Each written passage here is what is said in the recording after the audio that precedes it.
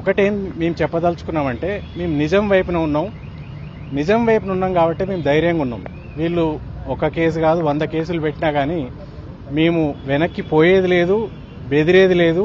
ఈ ప్రభుత్వాన్ని ప్రశ్నిస్తూనే ఉంటాం. ఒక్కటి స్పష్టంగా అడగదలుచుకునే వాళ్ళు ఏంటంటే, ఈ ప్రభుత్వం అబద్ధమని దేన్ని అంటున్నది? కంచగచ్చిబౌలి అడవి ఉన్నది అబద్ధమని అంటున్నదా?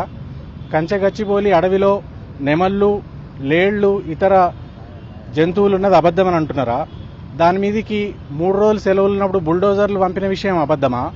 ఆ బుల్డోజర్లకు విద్యార్థులు, హెచ్సియు విద్యార్థులు అడ్డం నిలబడ్డమాట వాస్తవమా అబద్ధమా? వాళ్ళ మీద లాఠీచార్జ్ చేసి వాళ్ళని అరెస్ట్ చేసి ఆ అడవిని ధ్వంసం చేసిన మాట వాస్తవమా అబద్ధమా? ఇన్ని వాస్తవాలు కళ్ళ ముంగట ఉంటే ఇప్పటికి కూడా ఇంకా మాలాంటి వాళ్ళ మీద అక్రమ కేసులు పెట్టి మేమేదో ఇమేజ్లు పెట్టడం వల్ల ఈ ఉద్యమం చెలరేగిందని అనడం అన్నిటికన్నా పెద్ద అబద్ధం. ఇంకో విషయం కూడా చెప్పదలుచుకున్నాం ఏంటంటే, దేశంలో అత్యున్నత సుప్రీంకోర్టు ఈ ప్రభుత్వానికి తలంటినా కానీ ఇంకా బుద్ధి రావడం లేదు.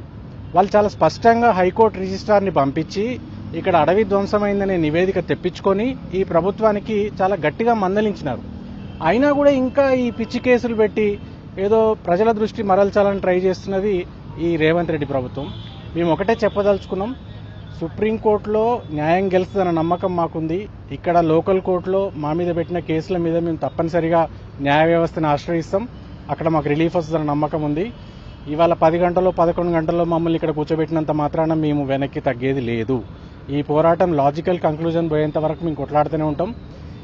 మా మీద మిస్ఇన్ఫర్మేషన్ చేసిరని ఏదైతే అంటున్నారో ఈ కాంగ్రెస్ ప్రభుత్వం 2023 ఎన్నికల్లో ఇచ్చిన 420 హామీలతో ఏదైతే వాళ్ళు వచ్చినారో అధికారంలోకి, ఈ రాష్ట్రంలో జరిగిన అతిపెద్ద మిస్ఇన్ఫర్మేషన్ క్యాంపెయిన్ కాంగ్రెస్ పార్టీ ఇచ్చిన 420 ఫేక్ ప్రామిసెస్ క్యాంపెయిన్.